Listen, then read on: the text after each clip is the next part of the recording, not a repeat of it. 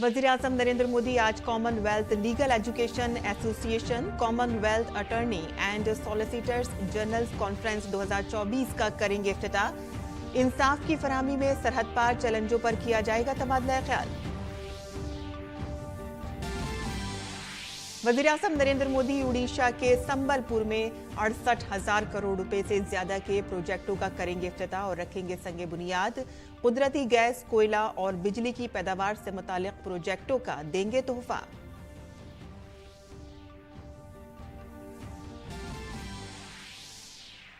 सर्वे जहाज संधायक आज विशाखापट्टनम में भारतीय बहरिया में होगा शामिल। जहाज के वजीर दिफा राजनाथ सिंह की सदारत में बहरिया में होगा शामिल।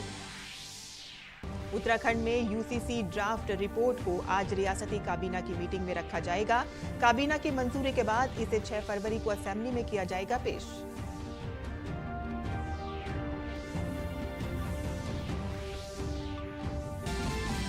उर्दून में हमले के जवाब में अमेरिका ने इराक और शाम में ईरान से मुंसलिक 85 अहदाफ को बनाया निशाना। हमले में कम से कम 6 मलेशिया की मौत।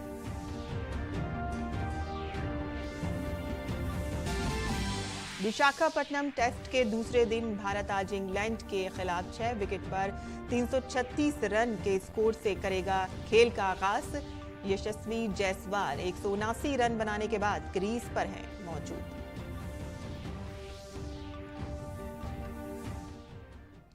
आदाब नाज़रीन, खबरनामे में आपका इस्तकबाल है। मैं हूं साइमा खान। अब खबरें तफसील से।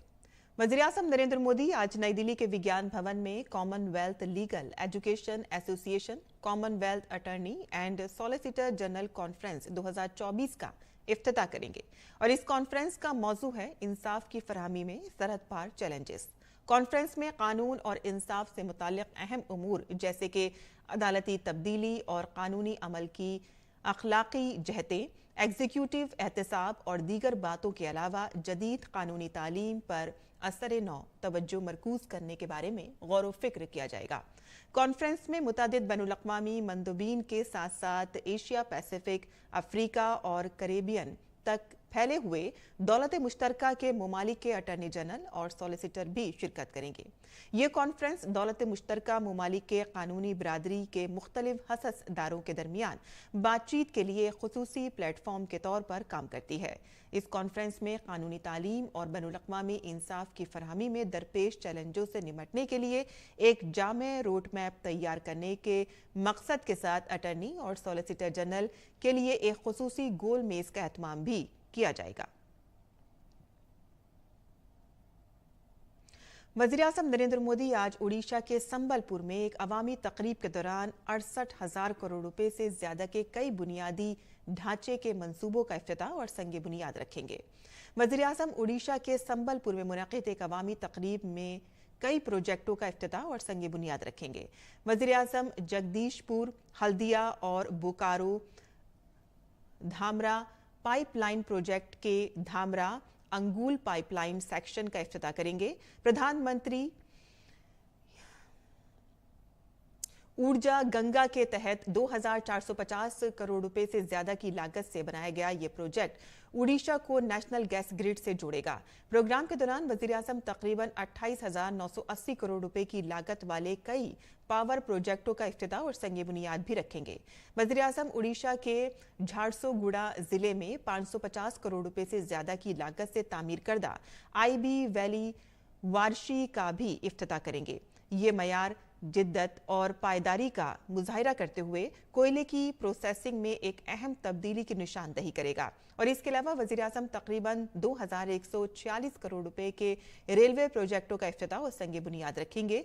वज़ीर-ए-आज़म IIM संबलपुर के मुस्तकिल कैंपस का भी इफ्तिताह करेंगे और इसके अलावा वो Jharsuguda head post office heritage building को भी कौम के नाम वक्फ करेंगे।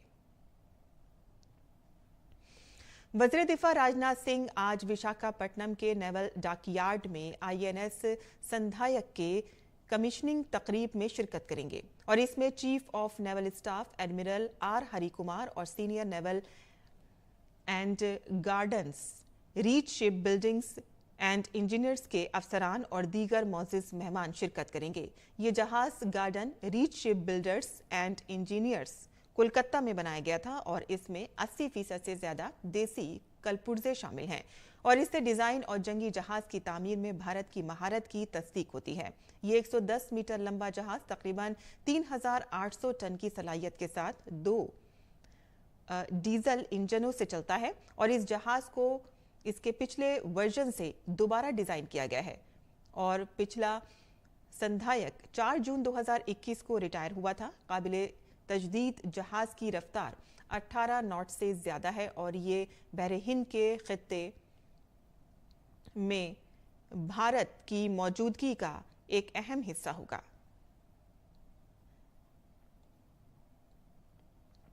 बीजेपी के सदर जेपी नड्डा हिमाचल प्रदेश के 2 रोजा दौरे पर आज कांगड़ा पहुंचेंगे। कांगड़ा के अपने दौरे के दौरान जेपी नड्डा आज धर्मशाला में रोड शो करेंगे और इसके बाद वो धर्मशाला के जोरावर सिंह स्टेडियम में होने वाली पुरवकार तकरीब में शिरकत करेंगे, जहां वो एक बहुत बड़ी रैली से खिताब करेंगे। इसके अलावा वो आज सुबह 11:30 बजे श्री येश्वरी देवी मंदिर में पूजा करेंगे। रोड शो और रैली के बाद 3 बजे श्री चामुंडा मंदिर में दर्शन और पूजा करेंगे। उत्तराखंड के वजीर आला पुष्कर सिंह धामी की सदारत में आज देहरादून में काबीना की मीटिंग होगी। मीटिंग में कई अहम तजावीज को मंजूरी दी जा सकती है। मीटिंग में बुनियादी तौर पर यूसीसी बिल को ऐवान में पेश करने को मंजूरी दी जा सकती है। काबीना की मीटिंग में असेंबली इजलास में पेश किए जाने वाले बिलों की काबीना से मंजूरी ली जाएगी। मीटिंग में बुनियादी तौर पर यूसीसी बिल को ऐवान में पेश करने को मंजूरी दी जा सकती है और इसके अलावा एक्साइज पॉलिसी समेत दीगर अहम उमूर पर तबादला ख्याल किया जाएगा और साथ ही मीटिंग में कुछ और तजवीज़ भी आ सकती हैं। हुकूमत ने खरीफ सीजन में 600 लाख टन से ज्यादा धान खरीदा है और इस खरीदारी के जरिए 75 लाख किसानों को इमदादी कीमत के तौर पर 1.3 लाख करोड़ रुपए से ज्यादा दिए गए हैं। खरीफ मार्केटिंग सीजन में जो अक्टूबर से सितंबर तक चलता है, हुकूमत खरीफ और रबी दोनों मौसमों में उगाए जाने वाले धान खरीदती है। फूड एक्ट और दीगर फलाही स्कीमों के तहत राशन दुकानों के जरिए तकसीम के लिए तकरीबन 400 लाख टन की सालाना जरूरत के मुकाबले 525 लाख टन से ज्यादा चावल खरीदे गए हैं। सारिफीन के उमूर, खुराक और अवामी निज़ाम तकसीम की वजारत ने कहा है कि हुकूमत मार्च में शुरू होने वाले रबी के आइंदा सीजन के दौरान गंदम की खरीदारी बढ़ाने की भी तैयारी कर रही है। हुकूमत आज पैदावार से मुंसलिक तरकीबी स्कीम के हवाले से एक जायजा मीटिंग मुनक़िद करने जा रही है। सनत व तिजारत के वजीर पीयूष गोयल मुल्क में चल रही 14 PLI स्कीमों के फवाइद हासिल करने वाले 1200 लोगों से मुलाकात करेंगे। ख्याल किया जा रहा है कि इस मीटिंग के बाद मुस्तकबिल की हिकमत अमली और प्रोडक्शन लिंक इंसेंटिव स्कीम के लिए अहदाफ का तयन किया जा सकता है और काबिल जिक्र है कि इस साल के उबूरी बजट में भी प्रोडक्शन लिंक इंसेंटिव पर बहुत जोर दिया गया है और वजीर खजाना निर्मला सीतारमन ने मुल्क में सरमायाकारी और पैदावार को फरोग देने के लिए कई रियायतों का ऐलान किया है और इसके अलावा नए सनराइज सेक्टर में सरमायाकारी को फरोग देने के लिए वजीर खजाना ने अगले 5 सालों में 1 लाख करोड़ रुपए का नया फंड बनाने का भी ऐलान किया है, जो अदालती शोबे में पैदावारी, सरमायाकारी और रोजगार को फरोग देगा। आपको बताते चलें कि PLI स्कीम की वजह से अब तक 14 शोबों में 1 लाख करोड़ रुपए से ज्यादा की सरमायाकारी की गई है और 8 लाख करोड़ रुपए से ज्यादा की पैदावार को फरोग दिया गया है और इसके साथ ही PLI स्कीम से मुतालिक सनतों से बरामदात में 3.4 लाख करोड़ रुपए का इजाफा दर्ज किया गया है। सर्वाइकल कैंसर को रोकने के लिए मरकजी हुकूमत ने अपने उबूरी बजट में वैक्सीनेशन की बात की है। ये वैक्सीन 9 से 14 साल की उम्र की लड़कियों को मुफ्त दी जाएगी ताकि वो सर्वाइकल कैंसर से महफूज रह सके। सर्वाइकल कैंसर खवातीन के कैंसर में दूसरे नंबर पर आता है। कैंसर का आलमी दिन हर साल 4 फरवरी को मनाया जाता है। कैंसर के आलमी दिन के मौके पर दुनिया भर से लोग कैंसर से बचाव और इसके फैलाव के बारे में शऊर पैदा करने के लिए इकट्ठा होते हैं। देखते हैं हमारी ये रिपोर्ट। हर साल 4 फरवरी को कैंसर का आलमी दिन मनाया जाता है। बेदारी पैदा करने और इस बीमारी के इलाज की हौसला अफजाई के लिए ये एक आलमी इक़दाम है। कैंसर से हर साल लाखों लोग मर जाते हैं, जो आलमी सतह पर मौत की सबसे बड़ी वजह है। सर्वाइकल कैंसर इनमें से एक है। सर्वाइकल कैंसर खवातीन में दूसरा सबसे आम कैंसर है। यही वजह है कि वजीर खजाना ने अपने उबूरी बजट में सर्वाइकल कैंसर से बचाव के लिए मुफ्त वैक्सीनेशन का ऐलान किया। ये वैक्सीन 9 से 14 साल की उम्र की लड़कियों को दी जाएगी। सबसे पहले तो सर्वाइकल कैंसर वैक्सीन ही अपने में एक बहुत बड़ी बात है, क्योंकि this is the only cancer at present जो हम वैक्सीन से पूरी तरह से प्रिवेंट कर सकते हैं। सो एटलीस्ट, और ये एक ऐसा कैंसर है जो आज भी हमारे देश में मतलब हर रोज़ 200 से ज़्यादा महिलाएं और approximately 200 ladies they die because of cervical cancer. तो इतनी बड़ी मात्रा में लोग जिस वजह से अपनी जान खो रहे हैं, और आने वाले टाइम में आज हम वो बात कर रहे हैं कि अगर हम वैक्सीनेशन को फुल फ्लेज तरीके से इम्प्लीमेंट करते हैं तो आने वाले टाइम में इस कैंसर को ही हम पूरी तरह से इरेडिकेट कर देंगे। कैंसर की शिनाख्त के लिए जरूरी है कि इसका सही वक्त पर मुआयना कराया जाए। आजकल कैंसर के लिए जदीद टेक्नोलॉजीज आ गई हैं, जिसने इलाज को आसान बना दिया है। 100 कैंसर अगर होंगे तो 20-25% लोगों में ये टारगेटेड थेरेपी का इस्तेमाल हो सकता है। बाकी में कीमोथेरेपी और इम्यूनोथेरेपी की दवाइयाँ देते हैं जिससे कि कैंसर्स कंट्रोल होते हैं। कैंसर स्क्रीनिंग के लिए गवर्नमेंट ने ब्रेस्ट स्क्रीनिंग का प्रोग्राम चला रखा है, सर्वाइकल स्क्रीनिंग का प्रोग्राम चला रखा है, ओरल कैंसर के लिए स्क्रीनिंग का प्रोग्राम चला रखा है। लेकिन शहरों के लोग भी जो कि पढ़े लिखे लोग हैं, जिनको इन चीज़ों के बारे में अंदेशा है, हम लोग कितने अपनी तरफ से एफर्ट्स लेते हैं कि जाके खुद को स्क्रीन कराएं। गवर्नमेंट स्क्रीनिंग प्रोग्राम में अगर हम नहीं जाना चाहते हैं तो कम से कम प्राइवेट स्क्रीनिंग फैसिलिटीज़ में जा सकते हैं। रियलाइजेशन होना चाहिए कि कैंसर हमें उन्हें हो सकता है, और उसके लिए जो भी प्रिवेंटिव तरीके हो सकते हैं, चाहे वो टोबैको कंट्रोल करना हो, चाहे वो अल्कोहल कंट्रोल करना हो, चाहे वो एक्सरसाइज ज़िंदगी में अपनानी हो, चाहे वो सही खान पान करना हो, तो उन पर ध्यान दें।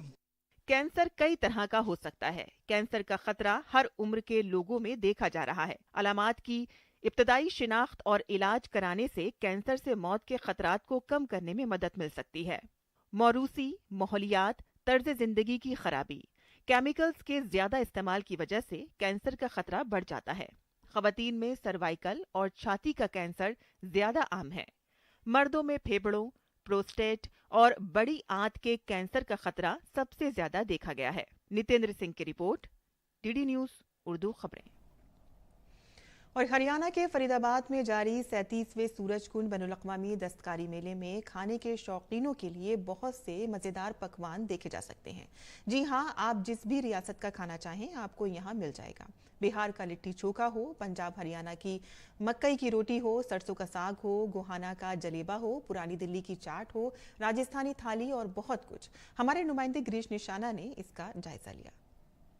सूरजकुंड मेला खाने पीने के शौकीनों के लिए भी बहुत कुछ लेकर आया है। यहाँ देश भर के व्यंजन देखने को मिल रहे हैं। हमारे साथ आशीष मिश्रा हैं, बात करते हैं। आशीष जी, किस तरह का खाने पीने का सामान लेकर आए हैं? सर, आप लोगों का बहुत बहुत यहाँ पे स्वागत है सर। यहाँ पे हमने ये बंसल फूड एंड बेवरेज में पूरा सूरजकुंड का मेले में जितने भी हमारे खाने पीने की सामग्री है देश विदेश के, हमने सारे यहाँ पे विभिन्न प्रकार के अपने देश के आइटम लगाए हैं। जैसे आप यहाँ पे आपको बिहार का लिट्टी चोखा मिलेगा, राजस्थानी फूड मिलेगा सर, गोहाना का जलेबा मिलेगा, हरियाणी रसोई का हरियाणी का आपको जो लेडीज़ रोटी बनाती हैं पूरी सरसों का साग मक्की रोटी मिलेगी। प्रॉपर यहाँ पे हमने हर एक स्टेट्स का यहाँ पे खाने का हमने वो रखा है। तो ज़्यादा लोग किस चीज़ को ज़्यादा पसंद करते हैं, क्योंकि आप कई सालों से यहाँ लगा रहे हैं, तो लोगों की फेवरेट क्या रहता है? सर यहाँ पे ज़्यादातर जैसे गोहाना का जो देसी ये का जलेबा है, और ये कुल्हड़ दूध है, केसर कुल्हड़ दूध है, और राजस्थानी फूड ये बहुत ही प्रसिद्ध है सर यहाँ पे। अभी जैसे आज से शुरुआत है, कल से आप देखेंगे कि यहाँ पर बहुत भीड़ लगी रहती है। बिल्कुल ये सबसे प्रसिद्ध है सर यहाँ पर, जो सबसे ज़्यादा बिकता है। इसके अलावा तो बिकता तो यहाँ पर सब कुछ है, बट नॉर्मली जो अगर आते हैं यहाँ पर तो वो जलेबा और राजस्थानी के तो खाते ही खाते हैं। तो यहाँ देश के अलग अलग राज्यों के व्यंजनों का लुत्फ उठाना ना भूलें, क्योंकि यहाँ आपको एक ही छत के नीचे यानी कि सूरजकुंड मेले के अंदर बहुत कुछ खाने को मिल जाएगा। कैमरामैन सुनील राणा और विश्वबंधु के साथ गिरीश निशाना, डीडी न्यूज हरियाणा। और एमआरएफ भारतीय फिजाइया के लिए हवाई जहाज के टायर बनाने वाली एक बड़ी कंपनी है। भारतीय दिफाई हेलीकॉप्टरों के लिए टायरों की कामयाब फरहमी के बाद कंपनी ने भारतीय फिजाइया के जदीद तरीन लड़ाका तैयारे सुखोई 30 MKI और MIG लड़ाका तैयारों के लिए इंतहाई जदीद जंगी तैयारों के लिए मकामी तौर पर तैयार करदा टायर शामिल किए हैं। और MRF के रजत नागा से खास बातचीत की है हमारे नुमाइंदे तापस भट्टाचार्य ने। क्या आपने कभी सोचा कि हमारे फाइटर प्लेन्स जब लैंड करते हैं तो कौन सा टायर यूज करते हैं। मैं आज आपको बताने जा रहा हूँ, ये मैं हूँ इस वक्त MRF के स्टॉल पे, जहाँ पे ये जो टायर्स हैं ये मिग्स सुखोई में यूज किया जाता है। और मेरे साथ MRF के सर, आपका शुभ नाम? मेरा नाम रजत नांगिया है। रजत सर है। रजत जी, एक चीज बताइए, ये यहाँ पे टायर्स आपने लगाए हैं, छोटे टायर्स भी है, बड़े टायर्स भी हैं, थोड़ा बताइए कि ये क्या सच में हमारे फाइटर जेट्स पे यूज होते हैं? बिल्कुल, और मैं आपको बताना चाहूँगा कि फाइटर जेट्स के लिए ही नहीं, हमने 2009 में शुरू किया था, हेलीकॉप्टर के टायर बनाया था, 6 तक हेलीकॉप्टर होता था उस समय। फिर आस्ते आस्ते हमने एयरक्राफ्ट के टायर बनाने शुरू किए, और आज की तारीख में ये है, सुखोई है, मिग है, इन सब के टायर हम बनाते हैं। और आपको जान के खुशी होगी कि ये सारे के सारे सप्लाई जो है पूरी डिफेंस को केवल एक इंडियन कंपनी बनाती है, दैट इज MRF। तो जितने आप एयरक्राफ्ट के टायर्स डिफेंस के देखेंगे वो 100% MRF पे ही चल रहे हैं। देखिए, ये बहुत इंपॉर्टेंट चीज है, मेक इन इंडिया का नायाब एग्जाम्पल है कि आपके MRF के टायर्स हमारे फाइटर जेट्स पे यूज हो रहे हैं। और हो भी क्यों ना, ये लगातार 2 बार FIA अवार्ड्स अज़रबैजान में जीत चुके हैं, और एक तरह से दर्शाता है कि भारतीय कंपनी अब किसी से भी कम नहीं है। कैमरा पर्सन ललित के साथ मैं तापस भट्टाचार्य, दूरदर्शन समाचार, दिल्ली। और अमेरिकी फौज ने कल उर्दुन में एक फौजी अड्डे पर ड्रोन हमले के जवाब में शाम और इराक में ईरान की हिमायत याफ्ता मलेशिया के 85 अहदाफ पर बमबारी की। मीडिया रिपोर्ट के मुताबिक शाम में अमेरिकी फिजाई हमलों में मलेशिया के कम से कम 6 जंगजू हलाक और 4 जख्मी हो गए हैं। अमेरिकी फौज के फिजाई हमलों के ने command and control centre, rocket, missile और ड्रोन स्टोरेज की तंसीबात के साथ साथ लॉजिस्टिक और गोला बारूद की सप्लाई चेन की तंसीबात को निशाना बनाया। अमेरिकी अफवाज ने 85 से जायद अहदाफ पर 125 से जायद जंगी साजो सामान से हमला किया। इस दौरान शाम के सरकारी मीडिया का कहना है कि शाम के सहराई इलाकों और इराक की सरहद के करीब वाक़े अहदाफ पर अमेरिकी हमले में मुतअद्दिद अफराद हलाक और जख्मी हुए हैं। अमेरिका ने ईरान को बैलिस्टिक मिसाइल और ड्रोन बनाने के लिए साजो सामान और टेक्नोलॉजी फराहम करने वाली 4 कंपनियों पर पाबंदियां आयद कर दी हैं।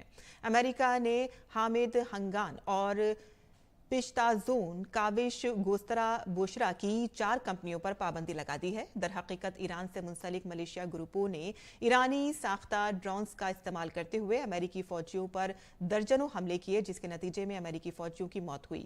अमेरिकी महकमा खारजा के मुताबिक ईरान के हिमायत याफ्ता हौसी ग्रुप ने तिजारती जहाजों और अमेरिकी बहरिया के अड्डों पर भी ईरानी साख्त के मिसाइलों से हमले किए हैं। रूसी फौज इन हथियारों का यूक्रेन के खिलाफ भी इस्तेमाल कर रही है। और अमेरिकी सदर जो बाइडेन ने ईरानी ड्रोन हमले में हलाक होने वाले 3 फौजी जवानों को खिराज अकीदत पेश किया है। उर्दुन में टावर 22 पर ईरानी हमलावरों ने ड्रोन हमले में 40 से जायद अफराद जख्मी हुए थे। और वाशिंगटन के एक दिफाई जज ने 2020 के इंतखाबात को पलटने की साजिश के इल्जाम में साबिक अमेरिकी सदर डोनाल्ड ट्रंप के खिलाफ मुकदमे की समाअत बाज़ाब्ता तौर पर मुलतवी कर दी है। अमेरिकी डिस्ट्रिक्ट जज ने आइंदा माह होने वाली समाअत को मंसूख कर दिया है, ताहम अभी तक कोई नई तारीख तय नहीं की गई है। फ्रांस में भारतीय यौम जमहूरिया की तकरीबात में पेरिस के मशहूर एल्फिल टावर में UPI का बाकायदा इफ्तिताह किया गया। ये वज़ीर आज़म नरेंद्र मोदी के ऐलान और UPI को आलमी सतह पर ले जाने के विजन के मुताबिक है। वज़ीर आज़म नरेंद्र मोदी ने सोशल मीडिया पर एक पोस्ट में कहा कि ये देखकर बहुत अच्छा लगा कि UPI को आलमी सतह पर ले जाने की तरफ एक अहम कदम है। ये डिजिटल अदायगियों की हौसला अफजाई और ताल्लुकात को मजबूत बनाने की एक बेहतरीन मिसाल है।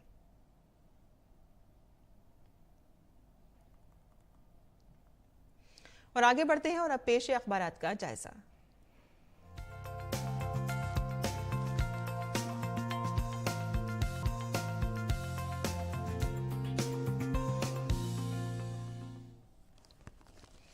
तो दिल्ली से शाया होने वाले उर्दू के अखबारात में जो खबरें शाया हुई हैं उनके हवाले से आपको बता दें कि रोज़नामा राष्ट्रीय सहारा से हमने यहाँ खबर ली है। आसाम से है, यहाँ पे तादादे अज़दवाज पर पाबंदी का बिल बजट इजलास में हो सकता है पेश।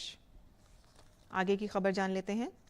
बता दें आपको कि आबादी पर कंट्रोल के लिए हुकूमत उठाएगी कदम, और वज़ीर आज़म लाल किले की फसील से दे चुके हैं इशारा। अबूरी बजट में आबादी के मसले पर कमेटी बनाने का जिक्र हो सकता है। आगे बढ़ते हैं। यहाँ खबर बिहार से है, जहाँ पे रेल बजट 2024 जो पेश हुआ है उसमें बिहार के 92 स्टेशनों को एयरपोर्ट लुक देने की तैयारी की जाएगी। रोजनामा इनकलाब से जो हमने खबरें ली हैं वो आपको बता दें। यहाँ पर अदाकारा और मॉडल पूनम पांडे का सर्वाइकल कैंसर के सबब 32 साल की उम्र में इंतकाल हो गया है। कल ये खबर आई थी और उसी के हवाले से अखबार में भी ये खबर शाया हुई है। आगे बढ़ते हैं, जहां हिमाचल प्रदेश के लाहौल और स्पीति ज़िले में ताज़ा बर्फबारी के बाद मकामी लोग पीने का पानी ले जाते हुए देखे जा सकते हैं। ज़बरदस्त बर्फबारी हुई है, देखा जा सकता है। तस्वीर यहाँ पर शाया हुई है जिसमें घर और जो तमाम सड़कें हैं वो बर्फ से ढकी हुई नजर आ रही हैं। आगे बढ़ते हैं, इसके आलमी सफ़े पर जो खबर शाया हुई है वो बता दें। इसराइल जंगबंदी पर तैयार, हमास का मुस्बत इशारा मगर गौर खौस जारी है अभी भी। और आगे बढ़ते हैं, दूसरी सुर्खी जान लेते हैं। अमेरिका की शाम और इराक में ईरानी अहदाफ को निशाना बनाने की मंजूरी। ईरान जंग में पहल नहीं करेगा, मगर किसी ने भी हमला किया तो उसे सख्त जवाब दिया जाएगा। ईरान के जो सदर हैं इब्राहिम रईसी, उन्होंने ये बात कही है। तो ये थी अखबारात की सुर्खियां जो हमने आपके लिए चुनी थी। आगे बढ़ते हैं और खेल की खबरें भी जान लेते हैं, जहां विशाखापट्टनम टेस्ट के दूसरे दिन भारत 6 विकेट पर 336 रन के स्कोर से खेलना शुरू करेगा। पहले दिन का खेल खत्म होने तक भारत ने इंग्लैंड के खिलाफ 6 विकेट पर 336 रन बना लिए हैं। भारतीय कप्तान रोहित शर्मा ने टॉस जीतकर पहले बैटिंग का फैसला किया। रोहित शर्मा और यशस्वी जायसवाल ने पहली विकेट के लिए 40 रन जोड़े। रोहित 14 रन बनाने के बाद शाकिबुल बशीर की गेंद पर आउट हुए। शुभमन गिल अच्छे आगाज को बड़ी इनिंग्स में तब्दील न कर सके और 34 रन बनाने के बाद आउट हो गए।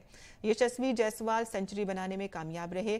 श्रेयस अय्यर 27 रन बनाने के बाद आउट हुए और रजत पाटीदार ने 32 रन बनाए। और दिन का खेल खत्म होने तक यशस्वी जायसवाल 179 और आर अश्विन 5 रन बनाकर आउट हुए।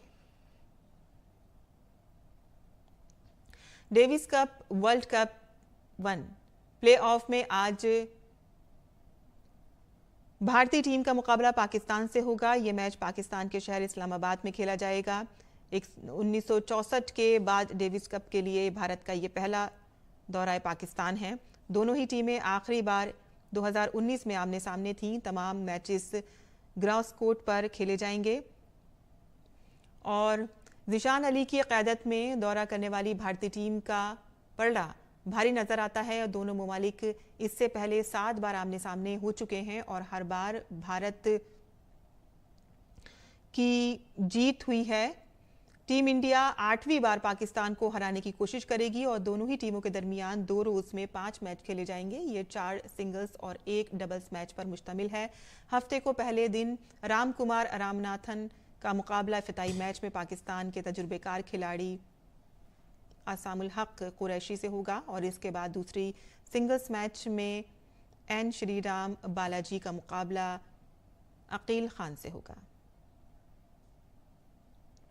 और भारत ने अंडर 19 वर्ल्ड कप के सेमीफाइनल में जगह बना ली है। भारत ने ICC under 19 one day world cup के ग्रुप 1 के अपने आखिरी सुपर 6 मैच में नेपाल को 132 रन से शिकस्त देकर सेमीफाइनल में रसाई हासिल कर ली है। भारत ने पहले बैटिंग करते हुए उदय सहारन और सचिन दास की सेंचुरियों की बदौलत मुकर्ररा 50 ओवरों में 5 विकेटों पर 297 रन बनाए। जवाब में नेपाल की टीम 50 ओवर में 9 विकेट के नुकसान पर सिर्फ 165 रन ही बना सकी और मैच हार गई।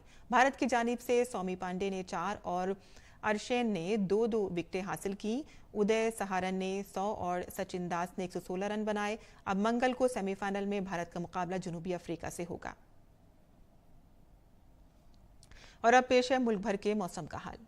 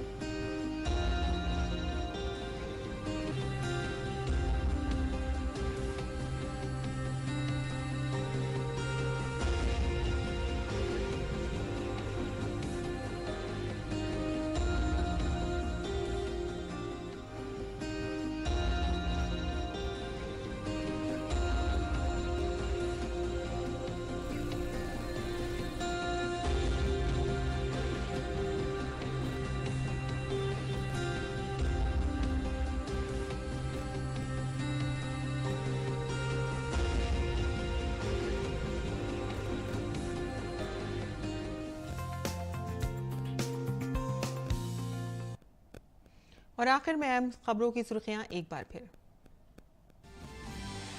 वज़ीर-ए-आज़म नरेंद्र मोदी आज Commonwealth legal education association Commonwealth attorney and solicitor general conference 2024 का करेंगे इफ्तिताह। इंसाफ की फराहमी में सरहद पार चैलेंजों पर किया जाएगा तबादला ख्याल।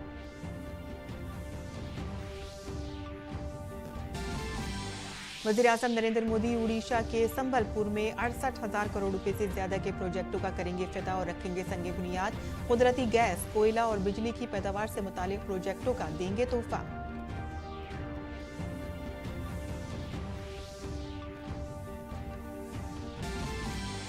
सर्वे जहाज संधायक आज विशाखापट्टनम में भारतीय बहरिया में होगा शामिल। जहाज वजीर दिफा राजनाथ सिंह की सदारत में बहरिया में होगा शामिल।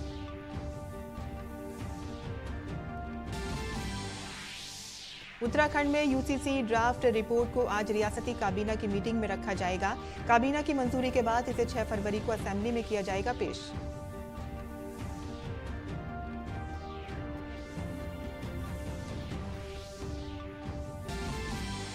उर्दुन में हमले के जवाब में अमेरिका ने इराक और शाम में ईरान से मुंसलिक 85 अहदाफ को बनाया निशाना। हमले में कम से कम 6 मलेशिया की मौत।